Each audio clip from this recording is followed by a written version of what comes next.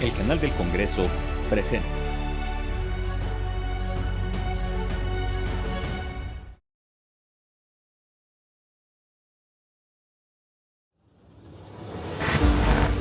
Bienvenidos a Vértice Internacional, soy Rina Musali, me da muchísimo gusto saber que me acompañan en este programa que analiza el acontecer internacional y sus impactos para México. En esta ocasión vamos a analizar el escenario político en Estados Unidos, un escenario inédito y sin precedente en donde el expresidente de Estados Unidos, Donald Trump, quedó en libertad después de los cargos penales imputados por el fiscal de Manhattan, Alvin Bragg, y que posiblemente el exmandatario pueda ser juzgado en el año 2024. Pero ¿cómo afecta toda esta trama jurídica al ciclo político electoral rumbo a las elecciones y a los comicios del 2024? ¿Qué otras investigaciones penales y civiles tiene abiertas el expresidente Donald Trump? ¿Cuál ha sido la reacción del Partido Republicano y Demócrata frente a esta trama política y jurídica? ¿Cómo está el pulso social en Estados Unidos? Les pido por favor que me acompañen.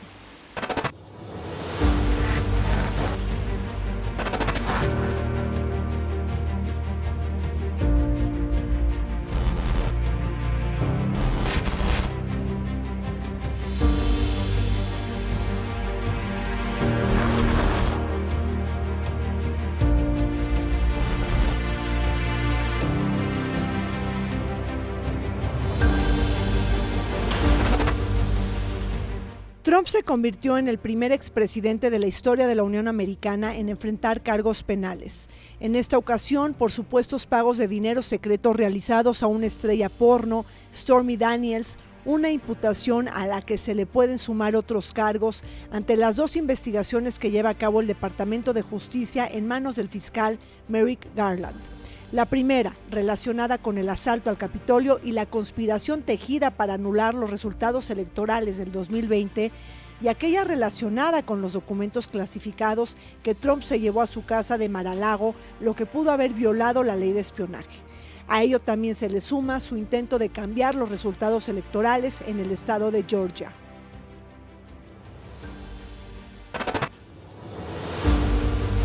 En Estados Unidos se está viviendo una escena política nunca antes vista.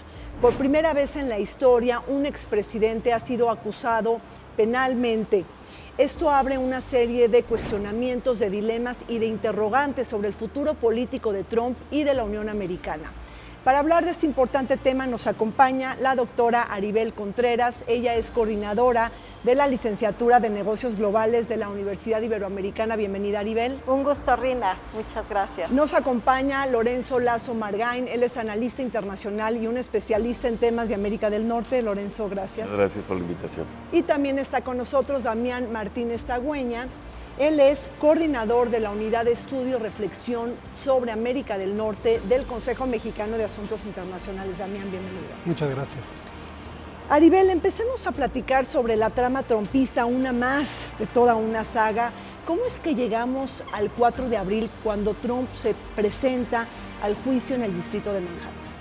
Importante poner sobre la mesa, Rina, que cuando nos remontamos al año 2006, cuando Donald Trump para nosotros simplemente era un hombre de negocios, no era el personaje que años después se fue construyendo, pues tenía ahí sus cuestiones personales con diferentes mujeres, él ya casado con Melania Trump. Pues se involucra con diferentes mujeres, pero una de ellas en particular, que es una persona involucrada en la industria del entretenimiento para adultos, pues tienen ahí una aventura que en ese momento realmente, Rina, nada tenía que ver y no pensábamos que iba a tener un impacto décadas después. Esta mujer, durante los años, pues ya alejada de Donald Trump, ve la oportunidad de contar su historia con respecto a este encuentro íntimo con Donald Trump y por lo tanto cuando él en su momento identifica que esta historia pudiera costarle políticamente el mermar sus altísimos niveles de intención de voto en el año 2016, utiliza a su entonces exabogado Michael Cohen para pues pagar por el silencio de ella, que no es la única historia, pero en el caso de ella, que su nombre artístico es Stormy Daniels, se convierte en un punto de quiebre donde de ser algo personal se convirtió en algo público ahora en el 4 de abril, porque Michael Cohen hace un pago de $130,000 a ella por su silencio, lo emite de su bolsillo y Donald Trump lo que hace es, a través de una empresa fantasma, hace el reembolso a Michael Cohen y entonces él lo contabiliza fiscalmente al estado de Nueva York como un pago de asesoría legal. Entonces, en sí, el pago de los $130,000 no es algo ilegal y no es algo indebido. Pagar por el silencio tampoco es ilegal. Tampoco, sino lo que lo convierte en iniciar investigaciones para identificar si es algo ilícito o no es qué es lo que él reporta ante el fisco, miente, hay maquillaje de documentos y entonces en realidad pues no era una asesoría legal, era una cuestión totalmente diferente a lo que se había contabilizado y entonces ahí es donde inicia que hay un fiscal, que ya comentaremos sobre de él, donde hay una investigación para entonces identificar si hay un delito, si hay una violación de la ley de campañas electorales y si además se utiliza ese delito para tapar otro posible delito. Entonces, digamos, ese es como que el preámbulo del escenario de cómo llegamos al 4 de abril. Exacto, para iniciar con la discusión, pero ¿viola entonces la ley electoral, Damián? Bueno, el punto es normalmente la alteración de los registros contables, que es en realidad lo que se le acusa, son 34 cargos, no es un cargo, sería normalmente un delito de menor, un misdemeanor. Lo que lo hace un delito mayor, que puede incluso en el escenario más grave llevar a que se busque un castigo de cárcel, lo que lo vuelve un felony, es el argumento del fiscal de que esto está encubriendo un delito adicional, que es la violación del financiamiento de campaña. Un pago hecho por el silencio durante un periodo de campaña tendría que haberse reportado como gasto de campaña y entonces esto está encubriendo uno mayor. Entonces, si bien es cierto que el delito parecería menor de entrada, el contexto más amplio electoral y además que el pago se haya realizado, el reembolso, una vez que ya era presidente de Estados Unidos, complica mucho más las cosas y hace que el tema sea pues, digamos, mucho más serio. Lorenzo, con esto Donald Trump puede ir a la cárcel, hay que esperar ahora el juicio, el veredicto final, se supone que sería en enero del 2024, puede ser candidato, inclusive puede convertirse en presidente en la cárcel. Claro, no pierde sus derechos políticos ni electorales, a diferencia de otros países como el caso de México. Pero lo que es muy interesante en este proceso es ver la dimensión de esta evolución. Es el hecho de ver, primero, que hay una flagrancia en el acto jurídico como tal, y por lo tanto se tipifica el delito, se permite que un gran jurado integrado por 23 personas, no es un hecho de capricho de un fiscal, sino es un jurado que lleva 23 personas analizando la causalidad del delito y por lo tanto se le presenta ya como acusado y tiene que acudir a escuchar los 30 cargos o más de 30 cargos que se le imputan. Pero entonces, además de este gran espectáculo judicial que tanto le gusta a la sociedad y a los medios estadounidenses, siempre hay una importante presencia en los medios de un acto de impartición de justicia. Es decir, existe esta prioridad institucional de la razón de Estado de los Estados Unidos que se imparta justicia.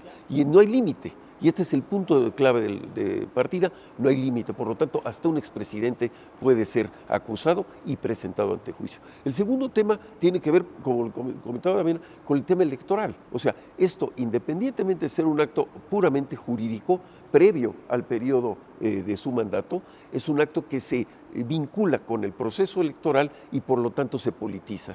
Y tercero, viene un acto muy importante en la psique de la comunidad estadounidense puritana, quizás hasta mojigata y en muchos casos hipócrita en estas cosas de las relaciones de pareja dentro y fuera del matrimonio, en donde el señor Trump, esta relación con esta señorita de nombre Tormenta, ¿verdad? Es tu traducción, pues le ha generado un problema en donde él tiene esta relación tiempo muy poco tiempo después de que su esposa Melania tuvo a su hijo. O sea, aquí hay un acto legal, un acto político y un acto moral que convergen en esta crisis. Por supuesto. Ahora, ¿se puede autoindultar, Damián, en algún momento Donald Trump? Es decir, si se convierte en presidente desde la cárcel.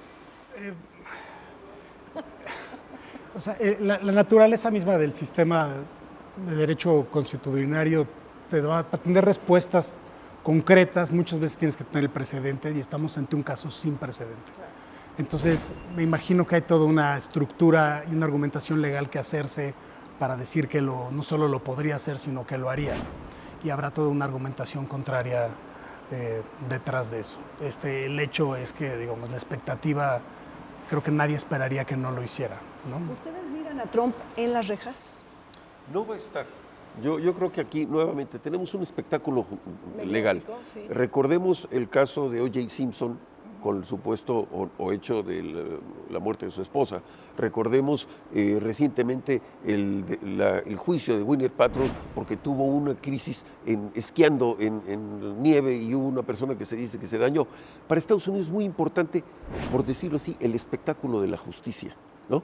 El debate y el litigio de los derechos abiertos de los ciudadanos. Y en ese sentido, el planteamiento de Trump y él en su debate personal de preverdad y posverdad, él construye su preverdad y luego construye su posverdad. Él se siente como víctima. Él dice en un programa de entrevistas que vio gente llorando cuando lo acusaron, que le pedían perdón. Y nadie es testigo de ese proceso dentro de la zona donde lo arrestaron, por decirlo así, le presentaron sus cargos. Es el hombre más inocente, ¿no? En Estados Unidos, prácticamente. Pero también hay una cosa que es importante en la megalomanía de Trump. A él le pasa todo. Él es el centro de los hechos a su alrededor. Y por lo tanto, el hecho que le pase a él por primera vez es parte de su psique de capitalización de su imagen pública. Ahora, ¿cómo estás viendo, Aribel, la solidez, la potencia jurídica y legal de Alvin Bragg, el fiscal del distrito de Manhattan? Es decir, ¿se puede derrumbar el caso? ¿Puede progresar? ¿Qué podemos esperar en los siguientes meses? Fíjate, Rina, que la siguiente audiencia va a ser el 4 de diciembre. Sí. Tiempo suficiente para que tanto el fiscal Bragg construya justamente las suficientes evidencias alrededor de los 34 cargos y sobre todo comprobar que efectivamente violó la ley de campañas electorales y que además no olvidemos que Michael Cohen ya se convirtió en un testigo protegido. Sus declaraciones ya son clave, tan clave son que ahora Donald Trump ya está metiéndole una demanda contra Michael Cohen. El tema también es que en paralelo el equipo legal de Donald Trump pues tiene también tiempo suficiente para darle la vuelta, porque hemos visto que Donald Trump es súper astuto, Rina, ha salido libre de todos los cargos, inclusive hasta de lo que para nosotros sería evidente que sí lo es. Vemos que solamente sus exasesores y sus exabogados son los que están tras la cárcel, pero él siempre logra filtrarse en estos ligeros vacíos de la ley. Pero también en paralelo, además de su equipo legal, vemos a su equipo de marketing político que está utilizando perfectamente esto que pensaríamos que lo iba a debilitar, ahora resulta que lo empodera, le abona capital político, y entonces vemos en este circo mediático que Lorenzo comentaba, que le encanta al estadounidense, Donald Trump aprovecha muy bien la coyuntura para entonces continuar en su papel de víctima, continuar en su papel de ahora, su nueva narrativa es decir a los estadounidenses, ven cómo el sistema jurídico es injusto, yo tengo que volver a llegar a la Casa Blanca para no permitir que ustedes los estadounidenses sufran lo que yo estoy sufriendo. Entonces, por favor, vayan pensando en mí del 2024, porque si no, ustedes van a estar como yo, cuando yo lo único que he hecho es sacar adelante al país. O sea, inclusive hasta hablan el presente cuando debería de ser el pasado, pero eso les encanta a toda su base electoral. Pero también cuando hablamos del encanto de Donald Trump, no sé, Damián, si estás de acuerdo conmigo, este Trump bravucón, fanfarrón, el invencible, el que todo el tiempo se supera, es decir, enfrenta una serie de dificultades y la saca adelante. Eso es lo que llama mucho la atención, pero tampoco ya es tan querido cuando sabemos que se puede ir por las rendijas y que puede escabullirse de la hora de la justicia. Es decir, ¿cómo estás viendo Donald Trump? ¿Tú crees que le puede capitalizar políticamente todo todo este show mediático, todo este proceso legal y político? Yo pienso que eso es una combinación de Trump en el momento en el que estamos, es en el momento en el que es viable y en el que momento su estrategia es viable. O sea, cuando estudiabas historia política de Estados Unidos, la lógica original era los partidos hacían campañas primarias hacia sus bases y luego corrían al centro a buscar el voto del centro y a buscar el voto de la mayoría. Y eso era cuando había 3 canales de televisión y las mismas noticias que todo el mundo veía, y era como un sistema político mucho más unificado. La lógica de Trump no es esa lógica, pero no es por Trump, es porque ya no funciona así el sistema estadounidense. Entonces, cada quien ve las noticias del canal que ideológicamente está alineado. Lo mismo ocurre en otros países, o hasta cierto punto en México también. Y en un sistema así de fragmentado, ya nadie corre al centro. Ya la idea no es cómo le hago para que el votante promedio vote por mí, sino es cómo le hago para que mis votantes vayan más a votar que los votantes del otro, y cómo movilizo a mi base más que a la base del otro. Entonces yo ni siquiera creo que es un fenómeno específico de Trump. La estrategia de los otros precandidatos de su partido es muy parecida, y hay una lógica detrás de eso que se extiende pues al manejo de medios en general, tampoco es solo al manejo político.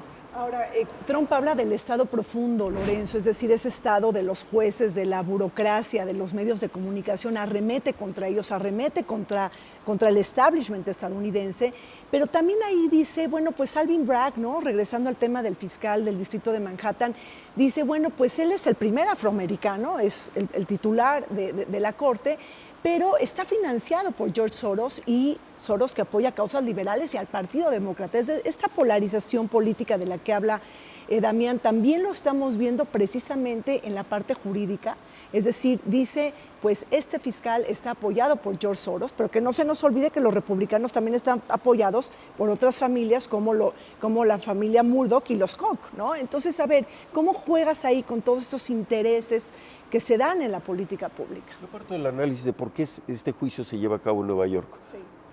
La primera pregunta, perdón, es si es porque ese fue el domicilio del señor Trump cuando se cometió el delito, o es donde está el domicilio fiscal de sus empresas, o es la barra de abogados más cara del país. Y por lo tanto, este esquema de llevar a juicio en esta zona, pues no se hace en el Distrito de Columbia, donde el señor fue presidente, no se hace en el estado de Florida, donde la mayoría republicana quizá no se preste para este tipo de actos. Segundo punto es el hecho de que en el momento que Donald Trump se plantea como una víctima del sistema, estamos viendo cómo ha resurgido esta idea de que, como decía Damián, ya no se busca el centro. Se alimenta una narrativa de confrontación social en los temas que son rígidamente excluyentes: aborto o no aborto, armas no armas, transgénero o no transgénero. Y entonces el señor Trump alimenta continuamente la narrativa de su mensaje en uno de los puntos que dividen y confrontan al estadounidense. Y mientras él tenga una narrativa de confrontación para obtener una clientela política que le dé esa mayoría que él cree que le va a dar la nominación a la candidatura y después la presidencia de regreso, pues nos indica que el proceso jurídico como tal quizá llegue a un segundo nivel. Y lo quisiera yo manejar este fiscal con el mismo caso que sucedió años antes en Brasil, en donde un fiscal depone al titular del Poder Ejecutivo por un acto de corrupción. Y después de que eso sucede, desaparece el escenario. ¿Sí? Entonces, sí, por el tema del Lavallato, ¿no? Que claro. Fue el tema. Entonces, ¿dónde está Sergio Moro hoy? ¿Dónde está en este contrastante y también polarizado escenario brasileño? Y no es el único caso. Netanyahu es uno de los autócratas individualistas que está haciendo esto en Israel, y está surgiendo en contra de la democracia las autocracias. Y ese es quizá uno de los puntos más interesantes de la prudencia con la que Joe Biden está llevando a cabo su, digamos, campaña de contención, más no de competencia quizá, ¿no? Bueno, pues así es, el gran mensaje de Alvin Braga es precisamente llevar a la cárcel a todas las personas que violenten la ley, inclusive a los todopoderosos y a los presidentes o expresidentes. Vamos a un corte, regresamos. Posterior a su declaración de inocencia, la siguiente etapa en el caso judicial que involucra a Donald Trump consta de un periodo en el que tanto los fiscales como el equipo legal del expresidente deberán presentar pruebas o argumentar en contra de la continuación de un posible juicio. La siguiente audiencia será el 4 de diciembre. En caso de que se rechace el caso, no se llevaría a cabo un juicio, pero de ser así, Donald Trump debería enfrentar un proceso en el que, de ser hallado culpable, podría enfrentar una sentencia de 4 años por cada cargo.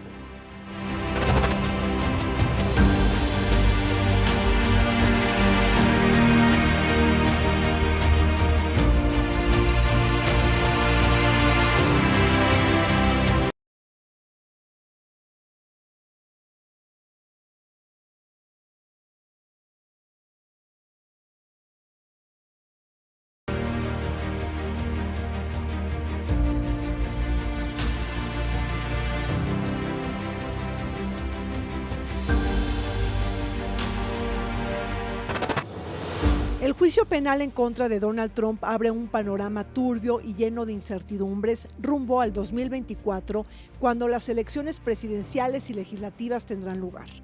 De resultar culpable después del veredicto potencial de llevarse a cabo en enero del 2024, Trump puede pelear las primarias, enfilarse a ser el candidato oficial del Partido Republicano y regresar a la Casa Blanca.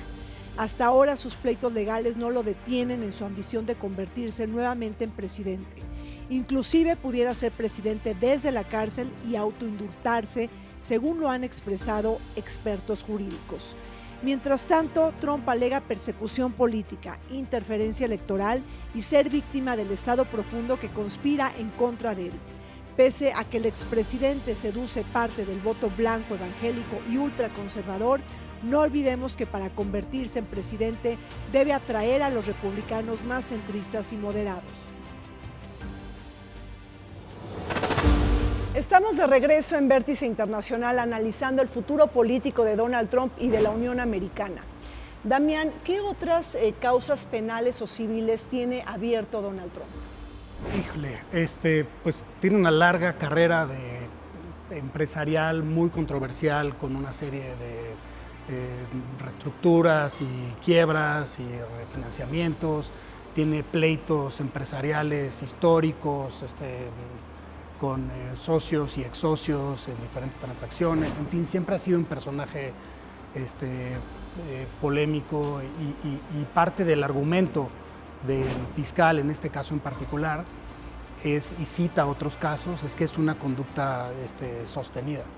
Y en el sistema estadounidense de cortes, en donde las demandas civiles tienden a proliferar, creo que no me queda claro cuál es el límite a los problemas que puede tener, y creo que lo esté buscando. O sea, creo que es una persona acostumbrada a estar en litigio todo el tiempo. El punto es si esto va a ser relevante desde el punto de vista político y para México y para el mundo, ¿no? Y eso lo sabremos en la medida en la que avance el proceso de primarias, de elecciones, encuestas, etcétera. Pero el asalto al Capitolio no lo podemos olvidar.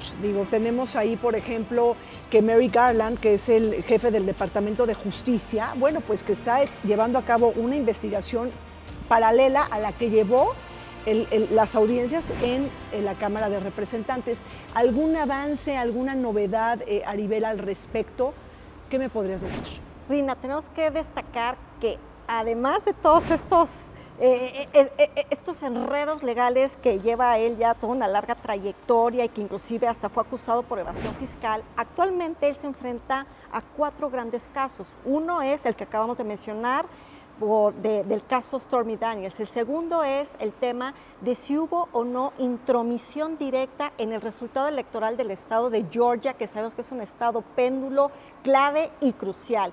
El tercero tiene que ver con los documentos, estos casi 11,000 documentos encontrados en su casa de Mar-a-Lago, en Florida, donde el Departamento de Justicia justamente está viendo si él ha cometido el delito de obstrucción de justicia.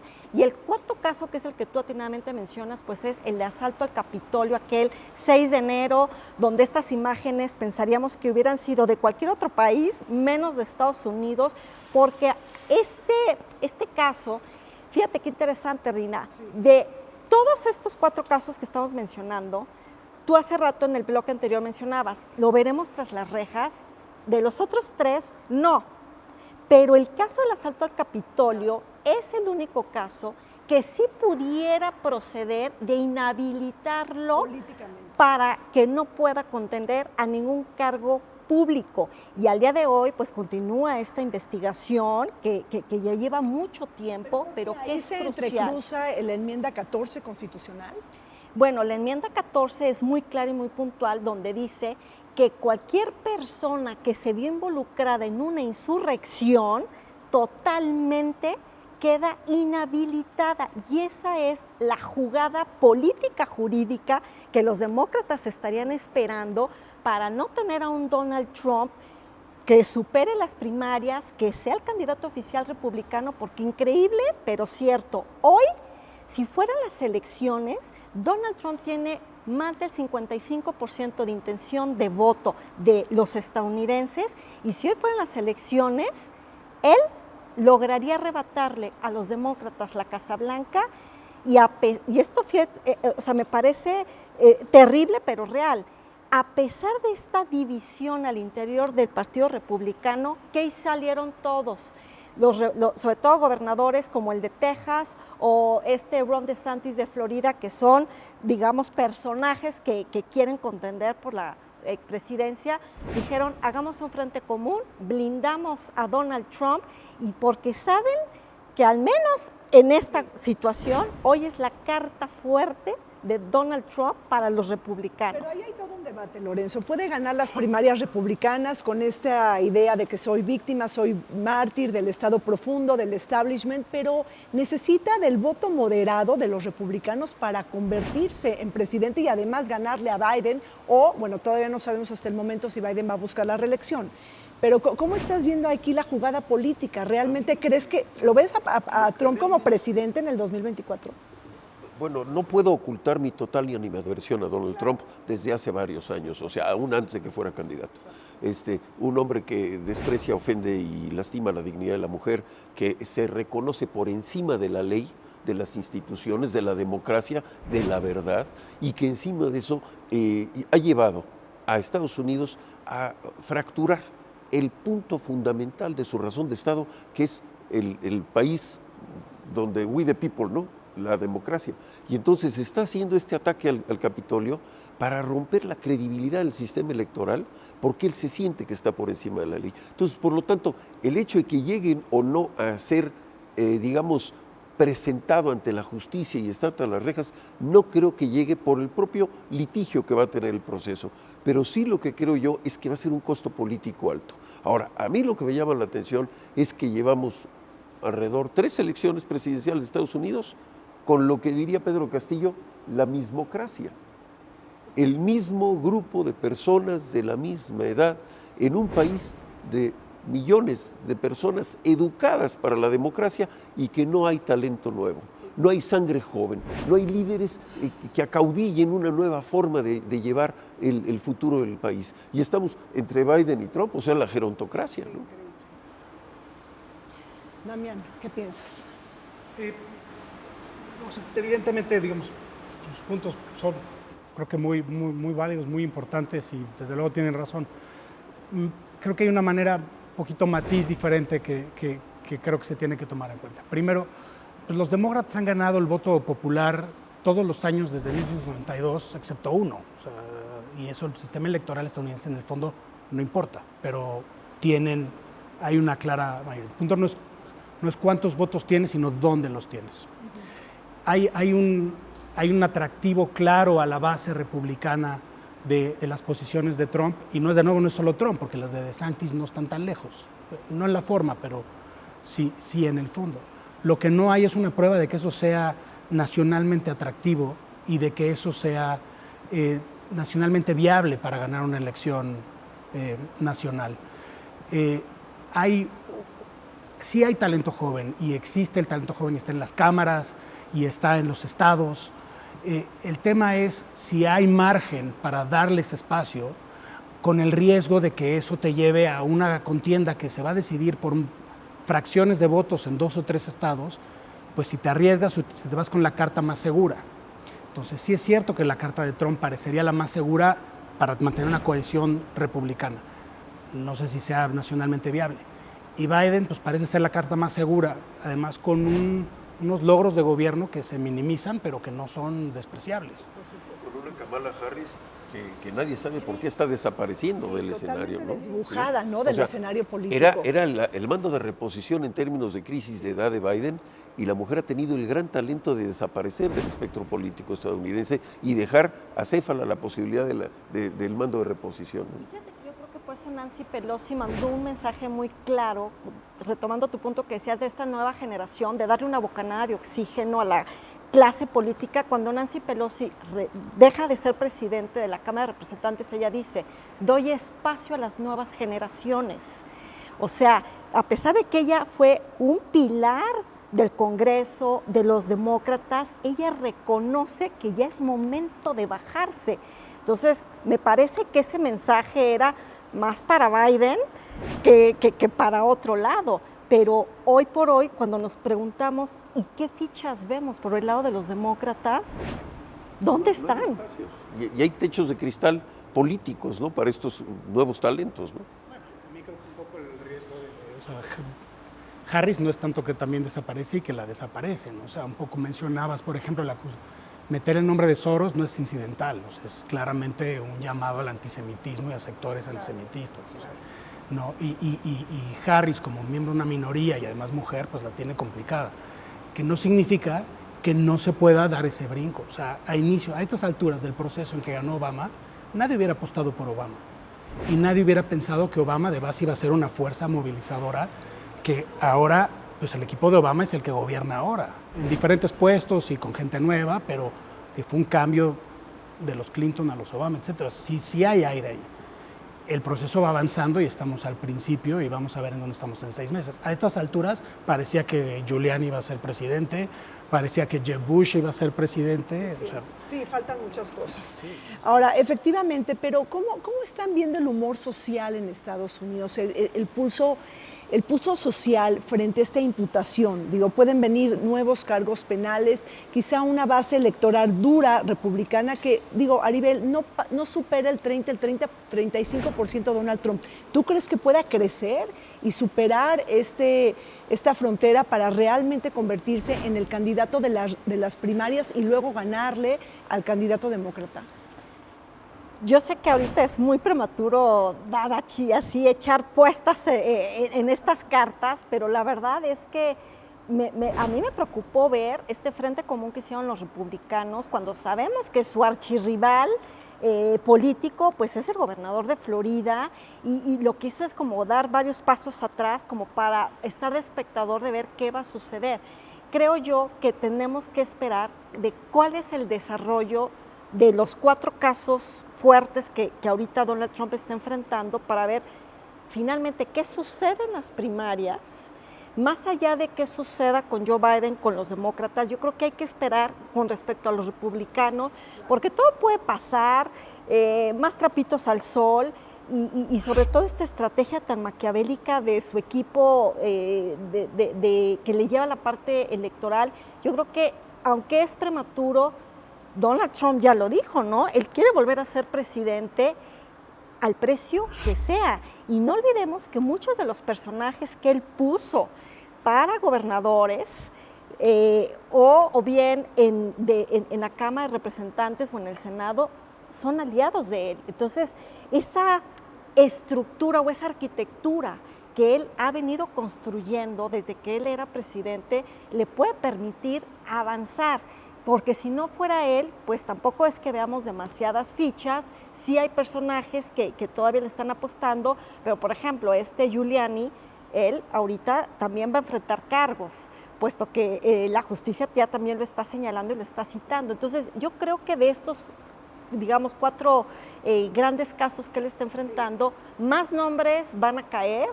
nuevos personajes aún pueden resurgir.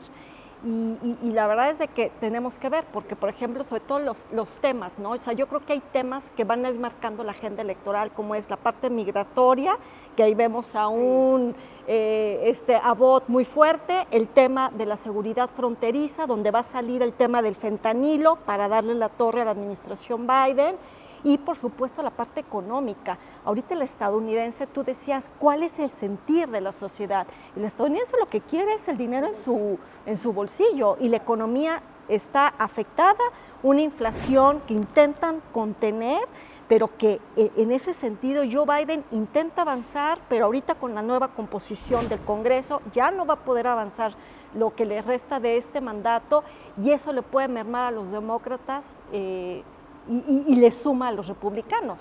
Ahora, Damián, hablando de los republicanos, Lorenzo, también hay una incomodidad del Partido Republicano frente a Trump. Digo, ahí está, por ejemplo, el personaje de Mike Pence, que todavía no sabemos si va a buscar la candidatura oficial. Es decir, un republicano más tradicional, mucho más... no con los modales, ¿no? Ni con las formas exorbitantes de Donald Trump, pero sí hay ese partido republicano que quiere regresar al centro político. ¿Tú estás viendo que todo esto pues, va a hacer que el partido republicano se enfile hacia la candidatura trumpista o se distancie de él? Creo que, digamos, viendo la última encuesta que sacó Quinnipiac justo en paralelo tú preguntas dentro de los demócratas si estos cargos deberían de ser suficiente motivo para que se descalificara a Trump, no legalmente, sino, digamos, en la mente del electorado, y 90% casi te dice que sí, que para afuera. Y en los republicanos es como el 20%, o sea, no hay esa percepción. Entonces, desde luego que existen estos sectores, y desde luego que hay muchos republicanos moderados, y desde luego que hay... pero hay muchos de estos sectores que son especies en peligro de extinción. Por ejemplo, el republicano pro libre comercio. Ese pues, existe, pero ya no es mayoritario. La base del partido se ha movido claramente hacia el lado más populista, por decirle de alguna manera, y hacia allá van a llevar los procesos internos del partido. Yo no veo viable que un candidato moderado a la antigua, un Bush padre, vaya a aparecer a regresar a 20 años para atrás al Partido Republicano. Lorenzo, ¿y cómo estás viendo la jugada estratégica y política de los otros contendientes? Estoy pensando en Nikki Haley, que ya dijo que va a buscar la candidatura, Asa Hutchinson, que gobernador de Arkansas, que también dijo que va a estar, hay un empresario por ahí, y el mismo Ron DeSantis. Es decir, ¿cómo ven esta imputación, estos cargos penales? ¿Qué posición toman? Y bueno, ¿cómo se cuidan cuando se pronuncian políticamente frente a Trump? Yo creo que hay una parte que es importante, hablando de las aportaciones a campaña, y el hecho de que el sistema estadounidense permite que la iniciativa privada, los ciudadanos, aporten dinero libremente, con ciertas características, pero de manera transparente a las campañas electorales, empezando por el propio Trump. Entonces, ¿hasta qué grado la elección pasada Trump compró la presidencia?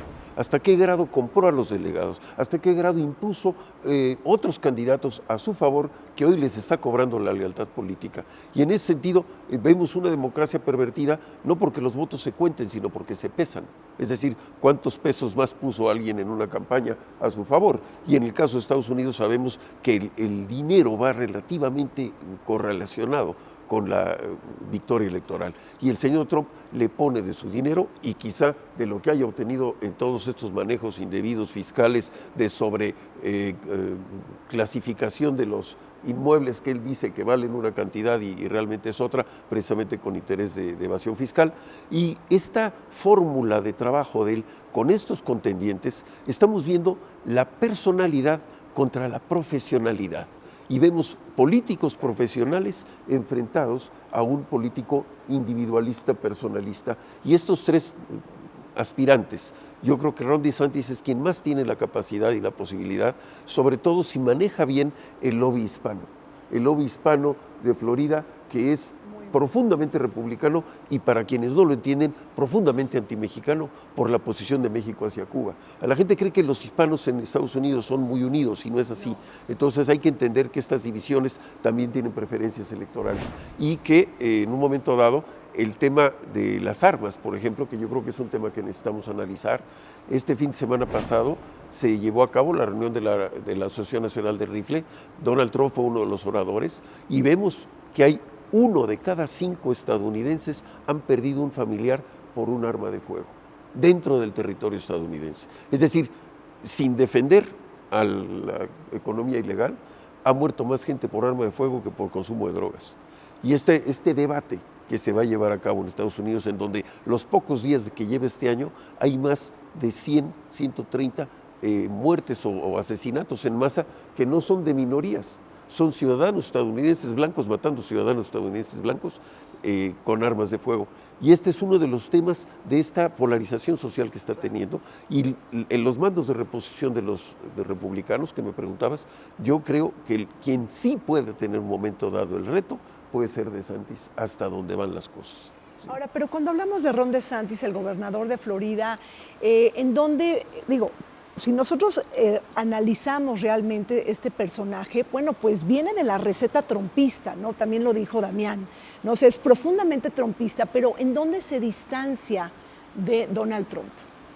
Vemos que es mucho más joven, que trata de mandar este mensaje, o sea, sí, de esta ala tradicional, familiar, social, de rescatar valores, pero no se va al extremo. Me parece que él es, dentro de los republicanos, un ala más moderada, donde puede atrapar un tanto a la base electoral de los seguidores de Donald Trump, pero también puede recuperar y quitarle votantes a los demócratas, donde él se mueve en una banda mucho más mesurada, más cauteloso, lo vemos en imágenes con su familia, pero no se pronuncia de manera radical en temas como la píldora abortiva, el tema del aborto, la posesión de armas, es decir, retoma los elementos principales de los seguidores de los republicanos, más los de Trump, y por eso de hecho no se declaró en contra, sus últimos pronunciamientos para nada menciona a Trump, porque no quiere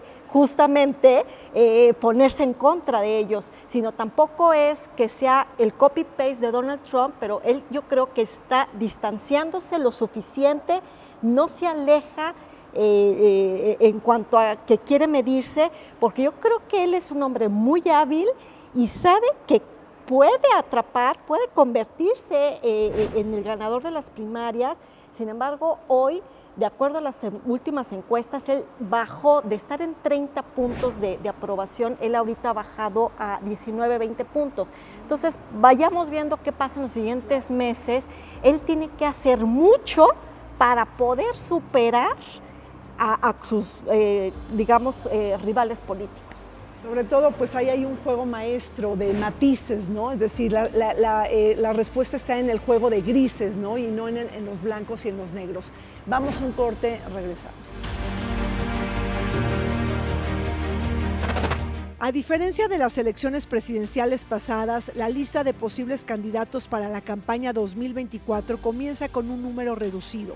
Por parte del Partido Republicano, Nikki Haley, ex representante de Estados Unidos ante la ONU, Asa Hutchinson, exgobernador de Arkansas, y Vivek Ramaswamy, empresario y comentarista político, ya han anunciado su candidatura junto con Corey Stapleton, exsecretario de Estado de Montana, y el expresidente Trump, a los que pronto se pudieran sumar Ron DeSantis y Mike Pence. Por parte del Partido Demócrata, Marianne Williamson y Robert Kennedy Jr. son los únicos que han anunciado su intención de contender contra Joe Biden, quien aún no anuncia de manera formal su candidatura.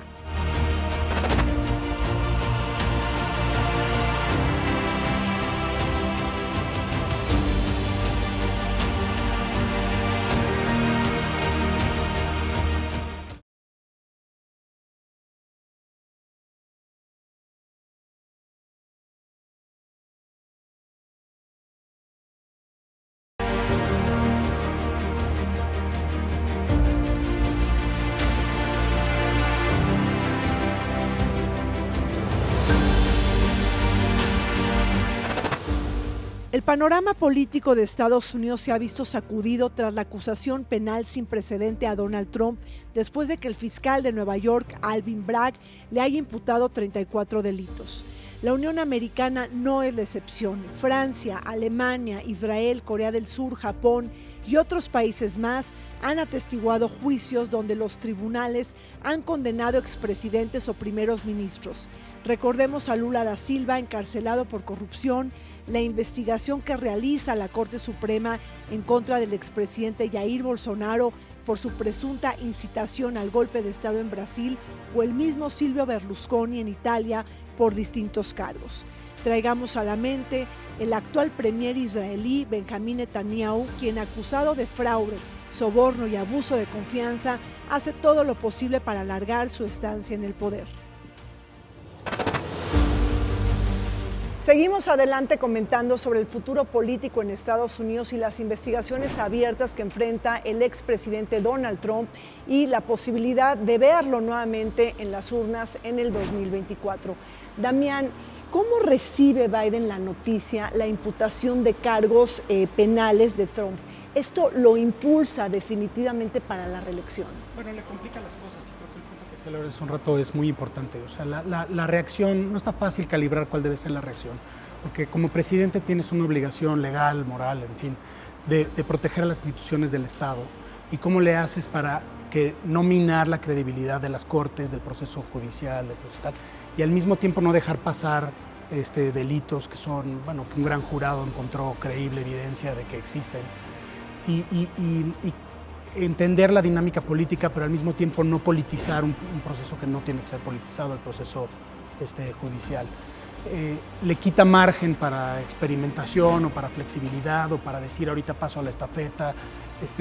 Aribel mencionaba cuando pasó la estafeta a Pelosi, pues la pasó después de que perdió, no la pasó cuando ganó. Entonces son momentos, tienes que medir bien el cálculo político. ¿Cómo le haces para no dividir a la coalición que te puede hacer viable un triunfo electoral? No la tiene sencilla y creo que en la medida en la que está siendo prudente e institucional, está haciendo bien las cosas. ¿Tú ves a un Biden en el ticket electoral, es decir, una nueva versión 2.0 Trump-Biden en 2024, Lorenzo? Pues sería ahora sí que la menos mala de todas, en el sentido de que no tienen y no hemos visto personalidades que surjan retando el poder. Y por lo tanto vemos entonces una especie de piloto automático inercial en los Estados Unidos, en donde la falta de opciones los lleva a estas dos personalidades. Un político prudente que ha tenido muchos años en la Casa Blanca, interesado en mantener un equilibrio internacional, quizá un poquitito descafeinado de Estados Unidos en el escenario del sistema tan crítico que tiene la búsqueda del nuevo orden internacional. Y por el otro lado, el hecho de que Trump, pues los Estados Unidos van a tener que verlo en sus palabras, si se queda con el pantano de Washington o con el pantano de Trump, ¿sí? ¿Cuál de los dos pantanos van a tener? ¿No? Él dijo que iba a limpiar el pantano de Washington, pero llevó el pantano personal. Entonces, él engaña, él maneja, él tiene este tipo de situaciones. Único presidente que ha sido durante el mando 2 veces presentado por el Congreso en contra de su mandato. O sea, realmente es una persona de un nivel disruptivo que tenemos que tomar en cuenta, por ejemplo, que las generaciones nuevas de votantes de Estados Unidos nacieron después del 9/11. Y la visión histórica que tienen de su espacio político, de su destino manifiesto, de su nivel económico, en donde hoy los Estados Unidos saben que la próxima generación de profesionistas no va a tener el nivel de vida de sus padres. Y por lo tanto, ese reto al estándar de vida estadounidense degradado, pues va a representar un tema muy importante a nivel electoral. Ahora, pensando un poquito en el ADN de Biden, Aribel, precisamente, pues si ya le ganó una vez a Trump, digo, la apuesta más natural es, pues le puede ganar una segunda vez a Donald Trump. En esta ocasión le saldrá es decir, este tiro que él hace, ¿no?, en términos de perspectiva política. Me encanta el planteamiento que pone sobre la mesa, Rina, porque el año 2024 es altamente probable que sea un déjà vu, es decir, un escenario ya visto del 2020, donde veamos nuevamente confrontándose política y electoralmente a Donald Trump y a Joe Biden, pero no porque en realidad sean personajes que abonen y que le apuesten al crecimiento y al desarrollo económico y a una agenda doméstica fuerte, sino pareciera que es porque no hay otra opción. O sea, no hay otro personaje que surja de los demócratas o bien de los republicanos para que la boleta veamos algo nuevo, propuestas frescas. Sin embargo, no olvidemos que el escenario y la coyuntura actual es muy distinta a la del 2020, donde veremos a un Donald Trump o a quien esté de los republicanos dándole batalla a Biden, diciendo que él ha llevado a financiar la guerra en Ucrania, por ejemplo. La confrontación y la rivalidad que se tiene ahora con China es mucho más álgida que en la era de Donald Trump. Ahora la inflación es peor que la que se tuvo antes. Entonces vamos a estar viendo que dentro de esta polarización que hemos venido hablando, Damián, Lorenzo, donde abonamos a que hoy por hoy la sociedad estadounidense está tan polarizada, dentro de esta propia polarización los temas van a ser casi blanco o negro. Tú hablabas atinadamente de los matices, pero me parece que cuando el votante vaya a emitir su voto, no va a estar pensando en estos matices, sino va a estar hablando de armas o no armas, los valores familiares o el aborto, nos iremos a inflación, guerra, no, lo que yo quiero. O sea, ahí estaremos viendo temas que harán y marcarán esta nueva era. Es importantísimo también porque, Damián, el tema sería la comunicación política y estratégica, ¿no?, de cara al 2024. Yo creo que esa es una clave muy importante. Biden tiene que presumir sus logros, sus grandes éxitos ya en un tercer año de gobierno. Rápidamente, ¿cómo lee su desempeño? No, yo le daría más mérito, la verdad, del que comúnmente se le da a Biden. O sea, evidentemente el gran problema, yo creo, es su edad, que es la gran duda, y su salud, pero ha sido un primer periodo en condiciones difíciles, con grandes éxitos legislativos que creo que cualquier presidente podría presumir. O sea, los paquetes de política industrial, el IRA y el CHIPS Act para atraer inversión a Estados Unidos, para financiar la transición energética. La salida de Afganistán fue atropellada, pero se salió de Afganistán, o sea, está fuera. El manejo de la coalición en contra después de la agresión rusa a Ucrania, digamos, son cosas que claramente de las que él puede estar orgulloso y que él puede presumir. Y no es que sea por default que le toca a él seguir siendo, sino que es difícil que un presidente que ha sido exitoso le salgan rivales dentro de su propio partido. Al mismo tiempo coincido con Aribel en que la discusión electoral no va a ser sobre esos matices, sino va a ser quieres A o quieres B, y pocos de B van a ver bien lo que hizo A y Claro. pocos de A van a ver bien a lo de B. Claro, pero bueno, pues ahí el punto también sería la salud de la democracia en Estados Unidos, porque no es un acto de venganza llevar a Donald Trump tras las rejas, sino las democracias tienen que salvaguardar todo el sistema de justicia y nadie puede violentar la ley. Además, bueno, pues tenemos otros acusados internacionalmente, Netanyahu, Berlusconi, Park Geun-hye, el mismo Lula y el mismo Bolsonaro, que tiene abiertas otras causales de investigación. Bueno, pues muchas gracias a Lorenzo Lazo Margain, a Damián Martínez Tagüeña y a Aribel Contreras por estar con nosotros. Les pido por favor a quienes nos acompañan que no se vayan, seguimos adelante con el programa.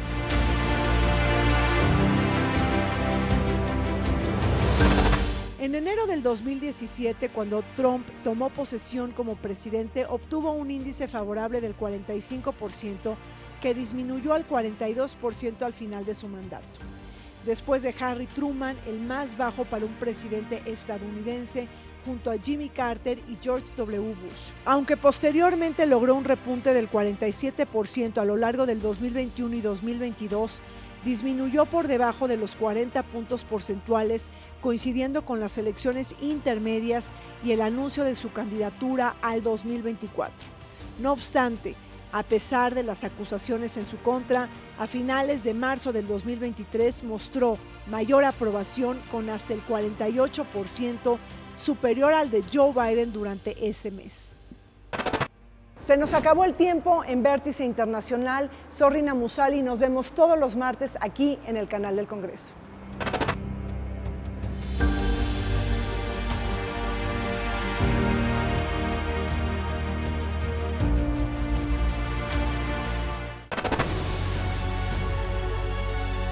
El canal del Congreso presentó.